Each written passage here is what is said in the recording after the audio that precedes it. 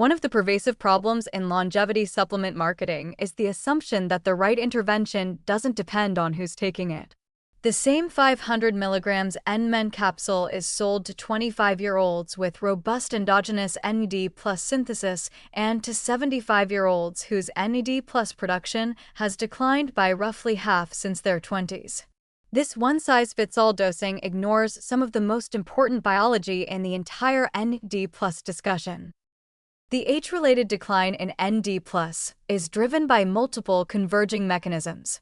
NAMPT enzyme expression, which governs the critical salvage pathway for NAD+ synthesis, decreases progressively with age. CD38 enzyme activity, which consumes NAD+, increases with age-related inflammation. Mitochondrial dysfunction further reduces the efficiency of NAD+ utilization. The net result is that a 70-year-old has roughly half the NAD+ production capacity of a 20-year-old, operating simultaneously under conditions of increased NAD+ demand. For someone in their 20s or early 30s, these mechanisms haven't deteriorated significantly. Their endogenous synthesis is near peak. Exercise powerfully stimulates NAD+ production through AMPK and SIRT1 activation. Dietary adequacy in niacin equivalents from meat, fish, dairy, and whole grains likely covers most needs.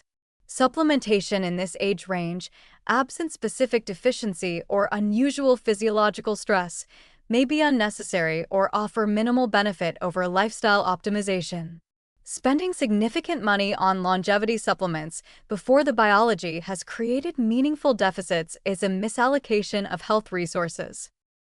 The calculus shifts meaningfully in the mid-30s to 50s as endogenous NAD+ synthesis begins declining measurably. Preventive supplementation at moderate doses, niacin at 250 to 500 milligrams daily, starts making biological sense as a way to maintain levels that lifestyle alone may no longer sustain under conditions of high physiological or cognitive stress. By the late 50s and into the 60s, the deficit is larger and more consequential. Therapeutic range supplementation at 500 milligrams to 1 g daily is more clearly justified by the biology.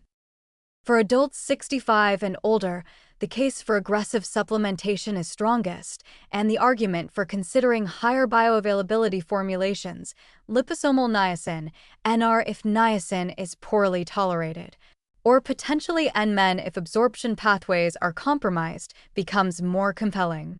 Older adults also have more to gain from the cardiovascular benefits niacin provides at therapeutic doses, since cardiovascular disease risk increases steeply with age.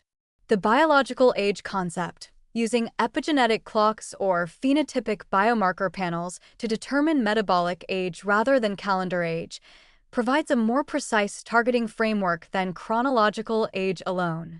A 60-year-old with a 50-year-old metabolic age profile may have different supplementation needs than a chronologically identical person with a 70-year-old metabolic age.